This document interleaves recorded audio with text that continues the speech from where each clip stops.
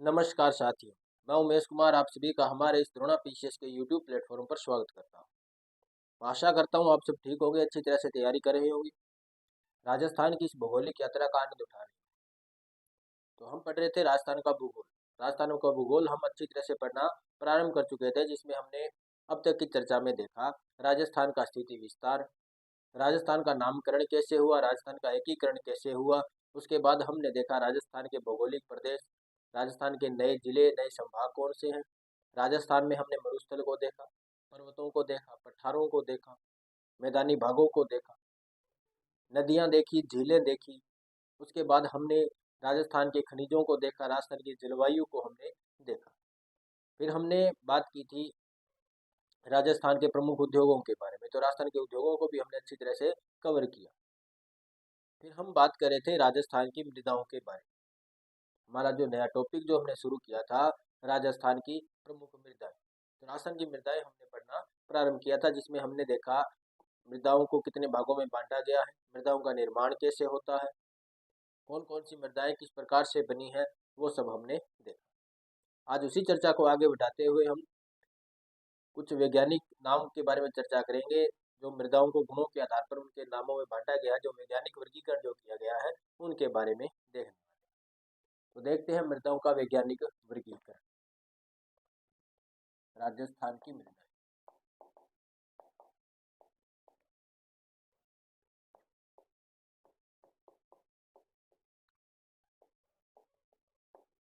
पिछली क्लास में हमने राजस्थान की मृदाओं का वर्गीकरण देखा था। आज हम देखने वाले हैं मृदाओं का वैज्ञानिक वर्गीकरण। वो तो उनके रंग और उनकी जो प्रकृति उनके आधार पर हमने देखा था। आज हम देखने वाले हैं वैज्ञानिक वर्गीकरण। तो आप हेडिंग डाल लीजिएगा, मृदाओं का वैज्ञानिक वर्गीकरण।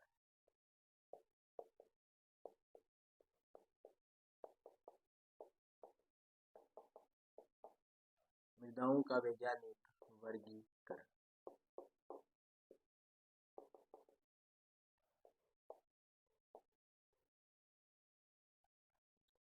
मृदाओं का ये जो वैज्ञानिक वर्गीकरण है, इसके अंदर मृदाओं के कुल 12 भाग बांटे हुए। मृदाओं को उनके गुणों के आधार पर कितने भागों में बांटा गया है, तो 12 भागों, 12 भागों में मृदा को बांटा गया है। अब ये नाम है, कौन कौन से नाम है, उसके लिए आप एक ट्रिक याद कर सकते हो। ट्रिक है आवागामी हाउस। आवागामी हाउस याद रख सकते हो। कैसे याद रखोगे, देखो, AVAGAMI, आवागामी, HOUSE। इस प्रकार से आप इस नाम को याद रख सकते हो। इसमें वो सारी चीजें आ जाएगी जिसके बारे में हम बात करना चाहते हैं। देखो, 1 2 3 4 5 6 7 8 9 10 11 और 12 के 12 नाम इसके अंदर आ जाते हैं। कौन कौन से नाम है, तो देखो, ए से हम याद रखेंगे एल्फीसोल।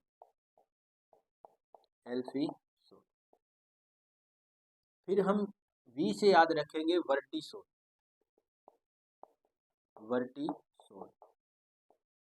इस ए से हम याद रखेंगे एल्फीसोल। इस जी से हम याद रखेंगे गेलीसोल। इस ए से हम याद रखेंगे एंडीसोल। फिर हम इस एम से याद रखेंगे मोलिसोल। ये जो आई है, इस आई से हम याद रखेंगे इनसेप्टिसोल। फिर इस एच से हम याद रखेंगे हिस्टोसोल।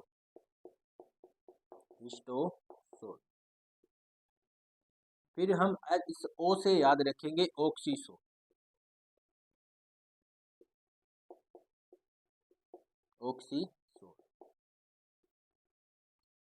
इस यू से हम याद रखेंगे एल्टीसोल।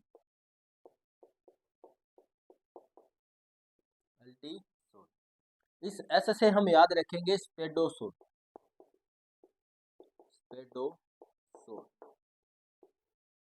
फिर हम इस ई से याद रखेंगे एंटीसोल।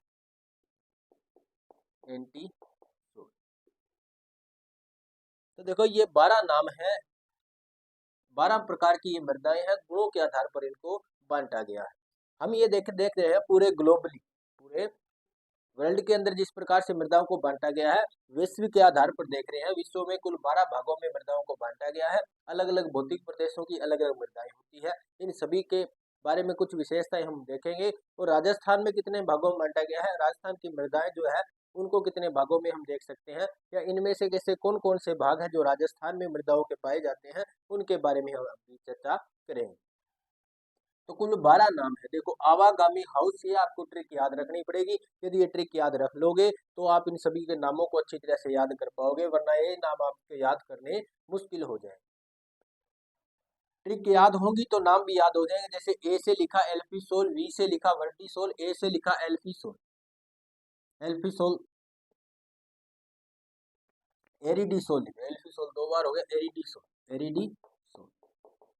तो देखो, ए से एल्फीसोल, फिर वी से हमने लिखा वर्टिसोल, दूसरे ए से एरिडीसोल, फिर जी से लिखा हमने गेलीसोल, फिर तीसरे ए से हमने लिखा एंडीसोल, फिर हमने एम से लिखा मोलीसोल, आई से लिखा इंसेप्टिसोल, एच से लिखा हिस्टोसोल, ओ से लिखा ऑक्सीसोल और यू से लिखा अल्टीसोल।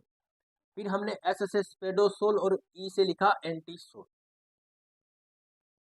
तो ये हमने कुछ मृदाओं के बारे में बातें की। मृदाओं का ये जो गुण है, पूरे वर्ल्ड में यदि मृदाओं के वर्गीकरण को देखेंगे तो अलग इन नामों के, यदि हम बात करें लाल पीली मृदा, तो ये जो लाल पीली मृदा का जो रंग है, ये जो भाषा है, ये कौन सी भाषा का शब्द है, तो हिंदी भाषा का शब्द है।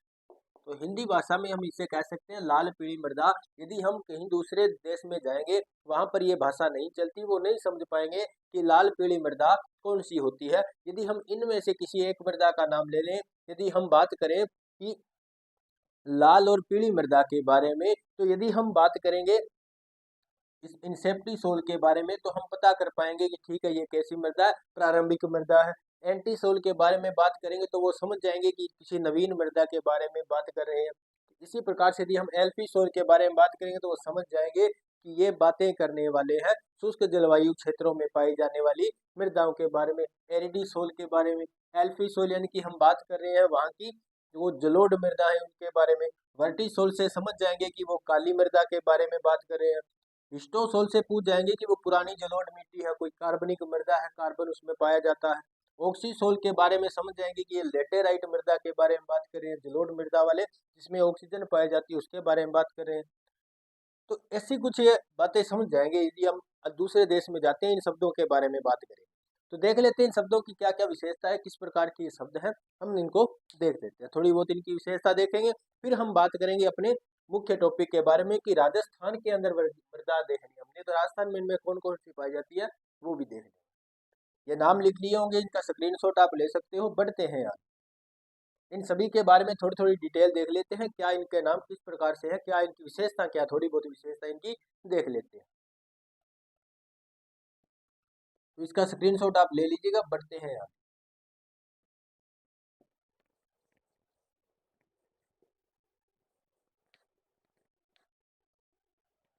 ये शब्द आप याद रख लेना, आवागामी हाउस। यदि ये आवागामी शब्द आपको याद होगा तो आप इन सभी मृदाओं को अच्छी तरह से याद रख पाओगे।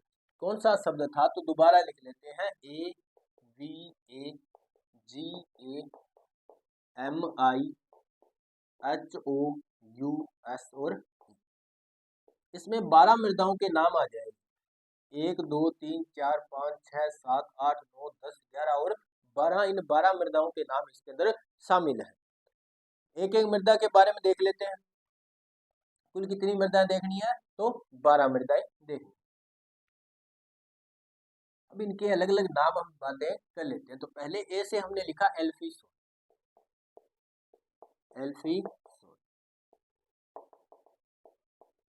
एल्फीसोल क्या होती है, ये वन की मृदा होती है। कैसी होती है, वनों में पाई जाने वाली मृदा है।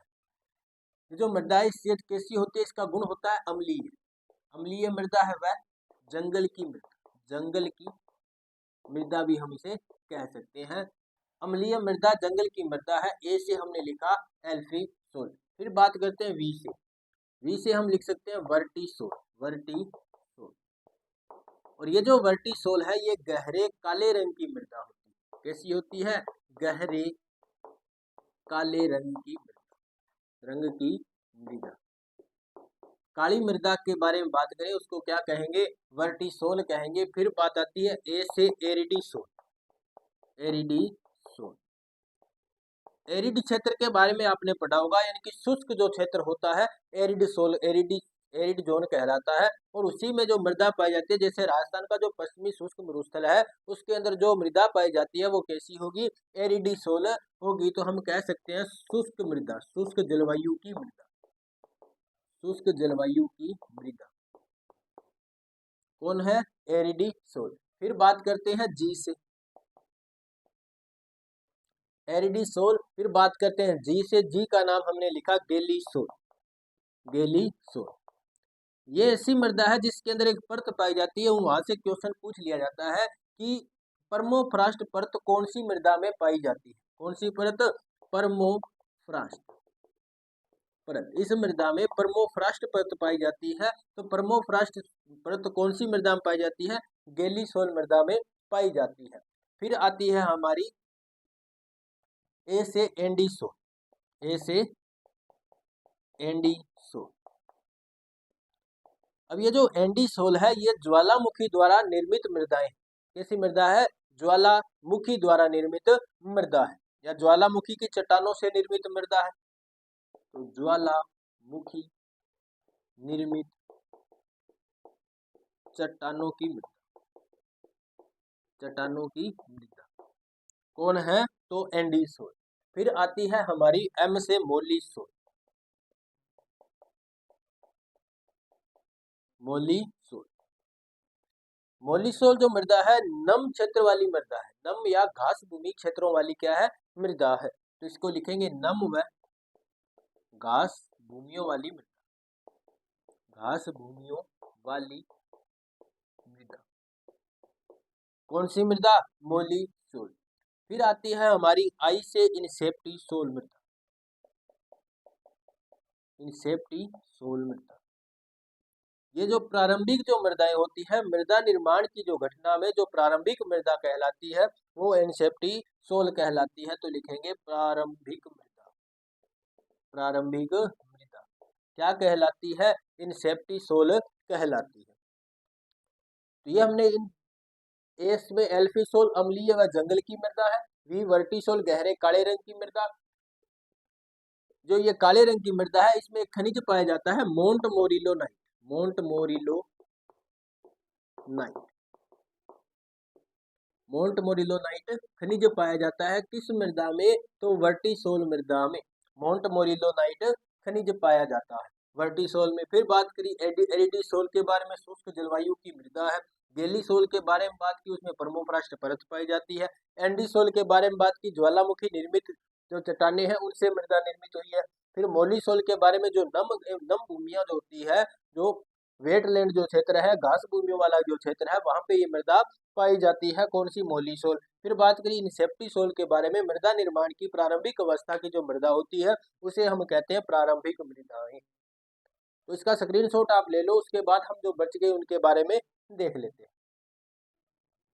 तो अब हम देखते हैं आगे।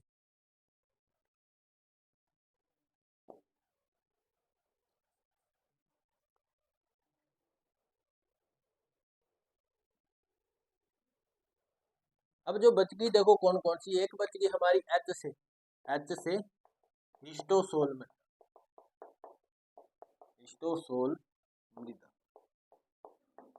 ये जो लास्ट अंत में जो सोल शब्द लगा है ये सोइल को दर्शाता है, किसको दर्शाता है, सोइल को दर्शाता है। तो जो हिस्टोसोल मृदा है, ऐसी मृदाएं जो कार्बनिक मृदाएं होती है, कैसी मृदाएं, कार्बनिक मृदा, कार्बनिक मृदाएं जो वनों में पाई जाती है। हमने जो कार्बनिक परत के बारे में बात की थी, ओ संस्तर के बारे में भी हमने बात की थी। वो जो ओ संस्तर की मृदाएं हैं उन्हें हम क्या कहते हैं, हिस्टोसोल कहते हैं।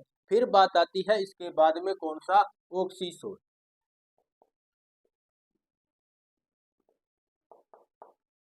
ऑक्सीसोल, ऑक्सीसोल मृदा में कौन सी मृदा आती है, ऐसी मृदा जिसे हम लेटेराइट मृदा कहते हैं। तो कौन सी मृदा आती है इसके अंदर, लेटेराइट मृदा, लेटेराइट मृदा को ही क्या कहेंगे, ऑक्सीसोल मृदा कहते हैं।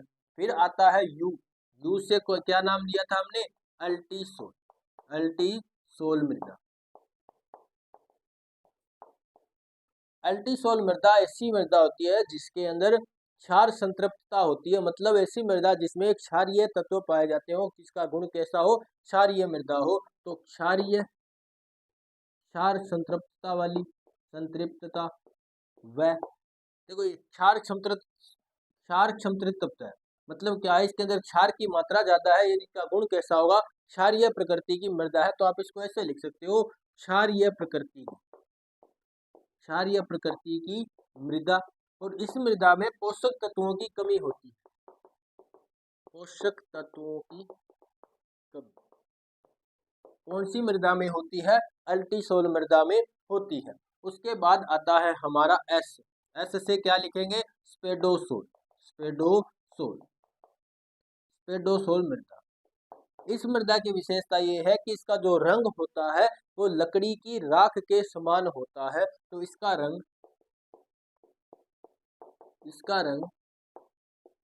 लकड़ी की राख के समान, इसका रंग लकड़ी की राख के समान होता है, स्पेडोसोल मृदा। फिर आती है ई से एंटीसोल मृदा।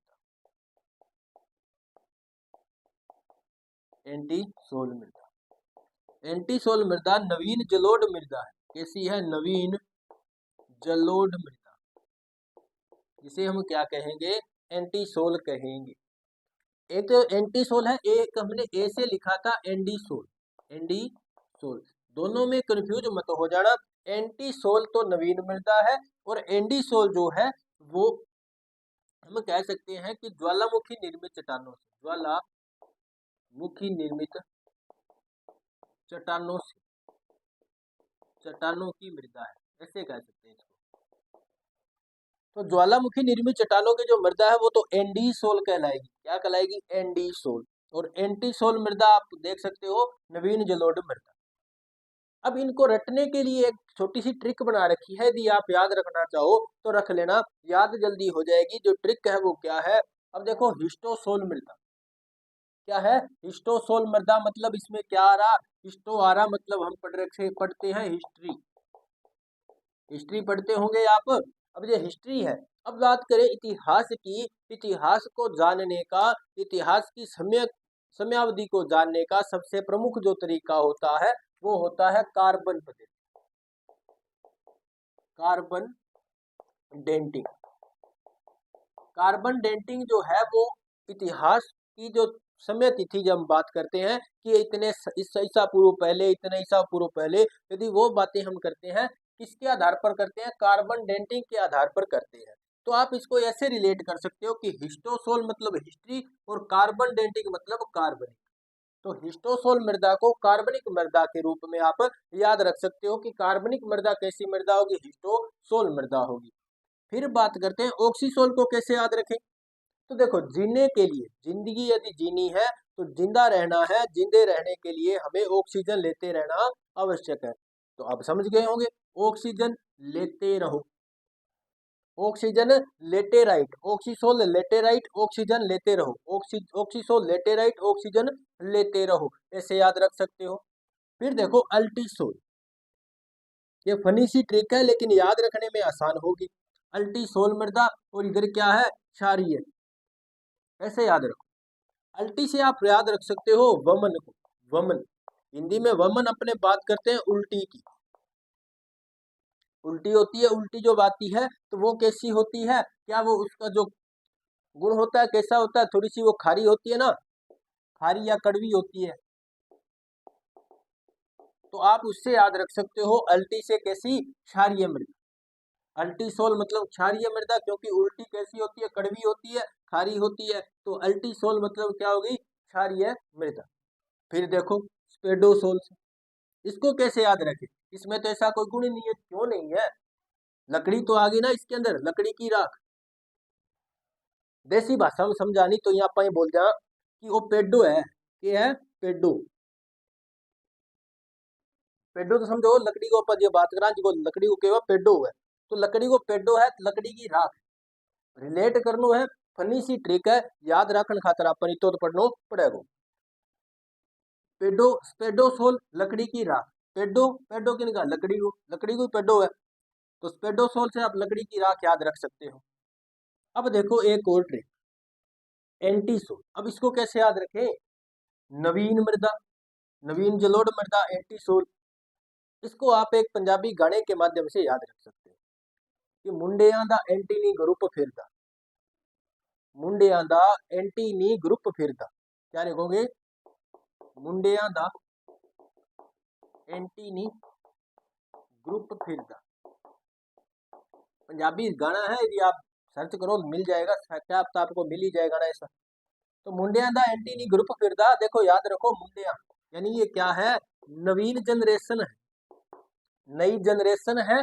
और एंटी आप बात यहाँ से रख सकते हो एंटी सोल से, और मुंडिया से आप यहाँ रख सकते हो नवीन, क्योंकि ये नवीन जनरेशन है। तो नवीन जनरेशन कैसी होगी, एंटी होगी, एक दूसरे के एंटी रहती है लड़ाई में, आजकल आप देखते ही हो। तो एंटी सोल मृदा, नवीन जलोढ़ मृदा याद ही रखना है, याद ही रखना है। फिर बात करते हैं, देखो एंटी सोल को कैसे याद रखें। कहते हैं ना, अरे ये तो बड़ा एंडी है, अरे ये तो आज तो बड़ा एंडी लग रहा है। एंडी मतलब आग लग रहा है। हरियाणवी भाषा का शब्द है, कौन सा शब्द, एंडी। उसमें कहते हैं सुंदर को एंडी कहते हैं, सुंदर को एंडी कहते हैं। इसमें हरियाणवी भाषा में कह देते हैं ना, तो एंडी लग गया, आज तो बड़ा एंडी लग रहा है। तो एंडी लग रहा मतलब क्या हुआ, वो कैसा है, सुंदर है, मतलब उसने आग लगा रखी है। आग कैसे लगाएगा, ज्वालामुखी में भी तो आग होती है, तो एंडी को आप इस ज्वालामुखी से याद रख सकते हो, एंडी को आप ज्वालामुखी से याद रख सकते हो। ऐसे इसको याद रखना पड़ेगा, याद रख लेना, याद हो जाएगी। आ गई बात समझ में, बस। तो फिर अब देखते हैं, आगे चलते हैं। अब हम देखने वाले हैं राजस्थान में कौन कौन सी मृदाएं पाई जाती है। इनमें से यदि बात करें तो राजस्थान में केवल 5 ही मृदाएं देखने को मिलती है। देखते हैं कौन कौन सी मृदाएं, ये आपने लिख लिया होगा। बढ़ते हैं आगे, स्क्रीनशॉट ले लो आप इसका। और ये जो ट्रिक छोटी सी हमने जो बात की थी, जो फनी सी ट्रिक है, याद रखने में आपको आसानी हो, याद रखना है हमें, याद रखने के लिए हमें ट्रिकें आवश्यक है। चलो फिर बढ़ते हैं आगे।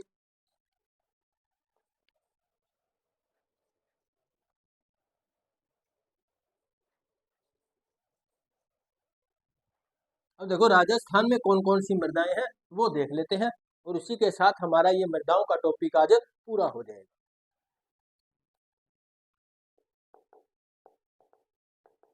राजस्थान की मृदा किसके आधार पर, वैज्ञानिक वर्गीकरण के आधार पर राजस्थान में केवल 5 प्रकार की मृदा पाई जाती है। कौन कौन सी पाई जाएगी, एक तो एरिडी सोल, एरिडी सोल मतलब जो शुष्क जलवायु वाली मृदा है राजस्थान के, यानी पश्चिमी राजस्थान में पाई जाती है, पाई जाती। इसको तो याद रख पाओगे, एरिडी सॉइल मतलब शुष्क मृदा, पश्चिमी राजस्थान में या पश्चिमी शुष्क राजस्थान के अंदर ये पाई जाती है। फिर बात करें 2 नंबर पे कौन सी मृदा है, तो एक हम बात करते हैं वर्टिसोल के बारे में, वर्टिसोल के बारे में। वर्टिसोल को हमने देखा था काली मृदा होती है, कैसी मृदा होती है, काली मृदा। अब राजस्थान में काली मृदा वाला क्षेत्र है हाड़ौती का पठार। कौन सा क्षेत्र है, हाड़ौती का पठार, मतलब कि जो राजस्थान का दक्षिणी पूर्वी राजस्थान है वो इसके अंदर शामिल हो जाएगा। इसमें हम जिले लिख सकते हैं कोटा, बूंदी, झालावाड़, बारां,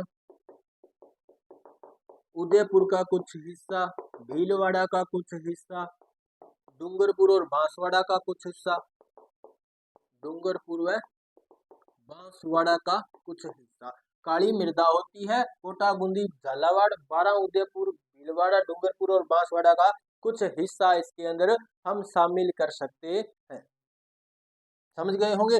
फिर हम देखेंगे तीसरी मृदा है राजस्थान में कौन सी पाई जाती है, तो तीसरी पाई जाएगी एल्फी सोल मृदा, एल्फी सोल मृदा। कौन सी पाई जाएगी, एल्फी सोल मृदा पाई जाएगी, यानी कि जो अम्लीय मृदाएं हैं राजस्थान के अंदर पाई जाती है। अम्लीय मृदाएं कुछ राजस्थान में क्या पाई जाती है, कहाँ पाई जाएगी, तो ये जो पूर्वी मैदानी क्षेत्र है, कौन सा, सीधा लिख लो पूर्वी राजस्थान। हमने जो पूर्वी मैदानी भाग देखा था वहां पर ये मृदा पाई जाती है, एल्फी सोल मृदा। एल्फीसोल मृदा वहां पे पाई जाती है। अब फिर हम बात करेंगे एंटीसोल मृदा के बारे में। तो देखो ये जो जलीय जो मैदानी भागों में पाई जाने वाली मृदा है, क्योंकि जलोढ़ मृदा है, जहां जहां नदियों का क्षेत्र होगा, मैदानी भाग जहां जहां होंगे वहां पर ये पाई जाएगी। तो राजस्थान का जो हम देखें, पश्चिमी राजस्थान में जहां, जैसे पश्चिमी राजस्थान में बात करें गंगानगर हनुमानगढ़ की, गंगानगर हनुमानगढ़, और किसकी बात करें तो पूर्वी राजस्थान में जब बात करते हैं हम, जयपुर, अजमेर, सवाई माधोपुर, सवाई माधोपुर, सवाई माधोपुर के बाद हम बात करें तो अलवर भरतपुर, अलवर भरतपुर, दौसा का भी कुछ क्षेत्र इसके अंदर आ जाएगा। तो इस प्रकार का ये जो क्षेत्र है, जो नदियों द्वारा निर्मित क्षेत्र है, उसमें ये मृदा पाई जाती है। फिर हम बात करते हैं पांचवी राजस्थान में कौन सी मृदा पाई जाती है। तो पांचवी जो मृदा पाई जाती है वो है इनसेप्टिसोल मृदा।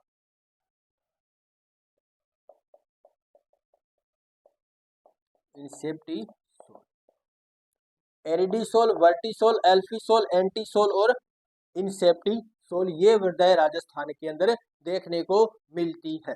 ये 5 प्रकार की मृदाएं राजस्थान में देखने को मिलती है। और ये जो 5वीं मृदाएं हैं, ये अर्ध शुष्क से लेकर के आर्द्र जलवायु वाले क्षेत्रों में पाई जाती है। कहाँ पे पाई जाती है, देखो, अर्ध शुष्क प्रदेश से आर्द्र जलवायु वाले प्रदेशों में पाई जाती है। अब राजस्थान में अर्ध शुष्क प्रदेश वाला क्षेत्र कौन सा है, जिसके अंदर हमने बात की थी, कौन कौन सा आ जाएगा, जैसे गंगानगर हनुमानगढ़ भी आ जाएगा। फिर हम देखें सिरोही पाली का वाला क्षेत्र आ जाएगा, जालौर का कुछ क्षेत्र आ जाएगा।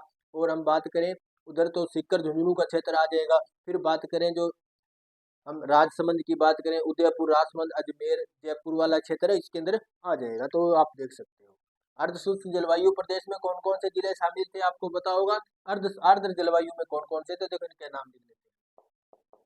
पाली, जालोर, पाली, जालोर, उसके बाद हम लिखें जैसे अजमेर,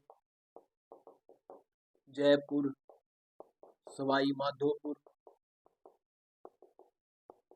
सिरोही, सिरोही के बाद देखें राजसमंद,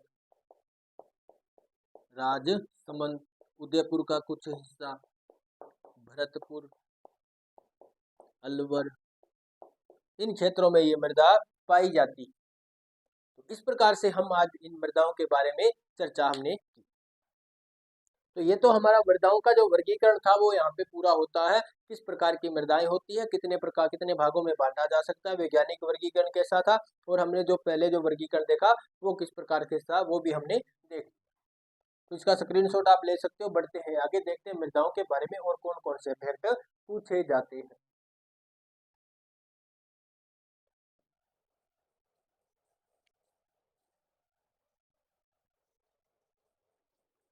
अब हम बात करेंगे मृदाएं किस प्रकार की होती हैं, मृदाओं के जो गुण कैसे होते हैं, प्रकृति नेचर कैसा होता है। अब मृदाओं का गुण में हम बात करें तो 2 प्रकार की मृदाएं देखें। मृदाएं कितने प्रकार की होती है, 3 प्रकार की होती है। हम इसमें 2 प्रकार की मृदाओं को देखने वाले हैं। कौन कौन सी है, तो अम्लीय मृदा और एक होती है लवणीय मृदा। लवणीय मृदा, अम्लीय मृदा तो वो मृदा होती है जिनका पीएच मान 7 पीएच से क्या हो, कम हो, जिनका पीएच लेस देन 7 हो। और यदि बात करें लवणीय मृदा की, तो ऐसी मृदाएं जिनका जो पीएच मान होता है 8.5 पीएच के लगभग होता है, या हम कह सकते हैं कि जो 7 से लेकर के 8 यानी 9, 8 या 9 पीएच तक जिनका पीएच मान होता है, और उनके अंदर लवणों की प्रधानता होती है, लवण पाए जाते हैं। लवण के अंदर बात करें कौन कौन सा, तो NaCl, बात करें NaSO4, sodium sulphate, sodium chloride, तो ये उसके अंदर लवण जिसमें पाए जाते हैं वो मृदाएं होती है लवणीय मृदा। पश्चिमी राजस्थान में लवणीय मृदा देखने को मिलती है। और जो अम्लीय मृदा है वो जलोढ़ मृदा वाले क्षेत्रों में देखने को मिलती है।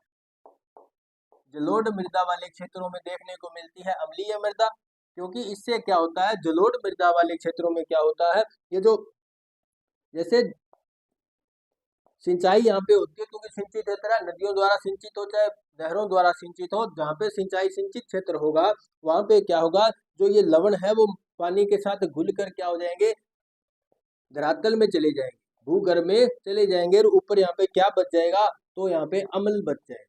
क्या बच जाएगा, मृदा कैसी हो जाएगी, अम्लीय हो जाएगी। जो क्षारीय जो गुण है वो कैसे होंगे, जो उनका लीच हो जाएगा, क्या हो जाएगा, लीच हो जाएंगे, लीचिंग हो जाएगा।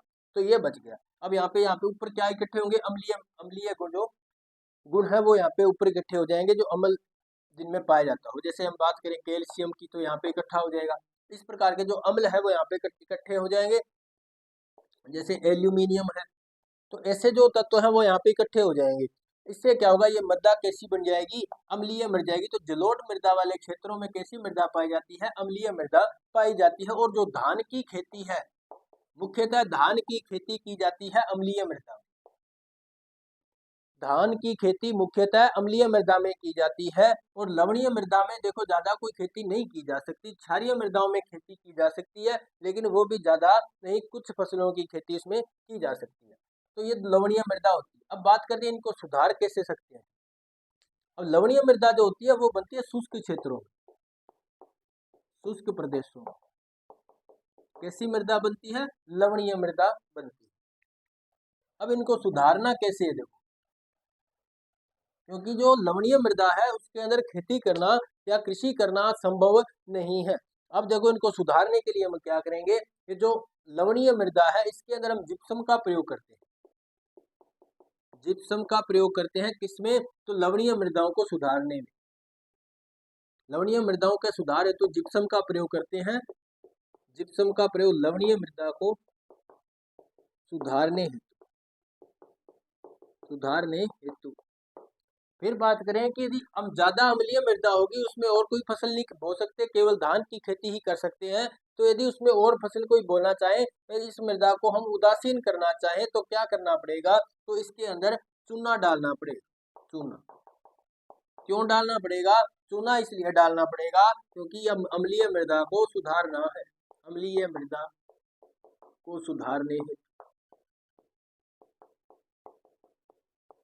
ये आप याद रख लेना, पूछा जा सकता है अम्लीय मृदा के उपचार हेतु किस उर्वरक का प्रयोग करते हैं, तो किसका करते हैं, चूना का। और बात करें लवणीय मृदा को सुधारने हेतु किसका प्रयोग करते हैं, तो जिप्सम का प्रयोग करते हैं। तो ये भी आप याद रख लेना।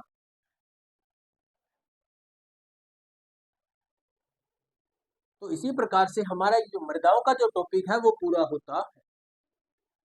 तो आज हमने पूरा कर लिया मृदाओं का टॉपिक। नेक्स्ट क्लास से हम अगला नया टॉपिक शुरू करने वाले हैं। तो आज की क्लास में इतना ही हम देखेंगे। कैसी लगी आज की क्लास हमें कमेंट में जरूर बताना। अगर अच्छी लगी हो तो लाइक कर देना, अपने साथियों को शेयर कर देना, और चैनल को सब्सक्राइब यदि आपने नहीं किया है तो द्रोणा पीसीएस के यूट्यूब प्लेटफॉर्म को सब्सक्राइब कर लेना, बेल आइकन को ऑन कर लेना, ताकि आने वाली क्लासों के नोटिफिकेशन आपको मिलते रहें। तो मिलते हैं अगली क्लास में, तब तक के लिए धन्यवाद।